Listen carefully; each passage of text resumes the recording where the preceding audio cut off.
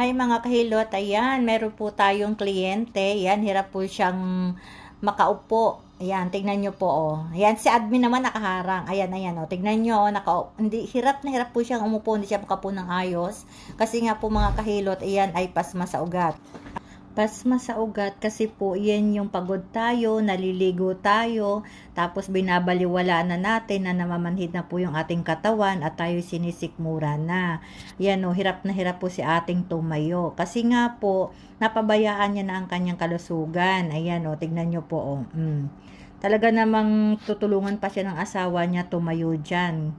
O, kasi nga po mga kahilot, mahalaga po ang ating kalusugan. Dapat nagpapahilot po talaga tayo kahit once in a month. Lalo dito sa abroad, ang buhay po natin ay hindi normal ang ating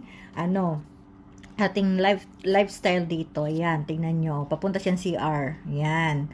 And then, after ng hilot, ayan na siya. Ngiting tagumpay na po siya mga kahilot. Oh. Nakasimangot si kuya. Diba? Kasi nga, pumatagal na siyang pinapupunta dito sa bahay para magpahilot. Ayaw daw pumunta. Kaya yan, tignan nyo yung kanyang habibi, nakasimangot. Ayan. Tapos yan, ibibida na niya na dinurog ko yung mga maga sa balakang niya. Tapos yung sa kanyang balikat, ayan, gumagalaw-galaw na siya, nagyayabong siya sa asawa niya na talaga namang maginhawa. Yan, yung sa balikat po yon. Talagang dinurog ko po ang frozen muscle niya. And then, yan si ate, ipagyayabang pa niya sa mister niya, sa habibi niya na nakakatayo na siya ng normal dyan. Tignan nyo po.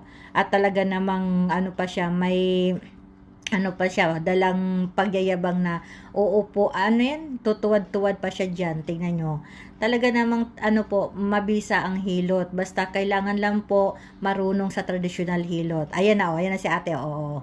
Oh, di ba? Oh, tingnan mo, ngiting tagumpay dyan si ate. Kaya mga kahilot, kapag namamanid ang katawan, magpahilot na, wag hintayin mamaga ang inyong balakang kasi nakakalumpo po.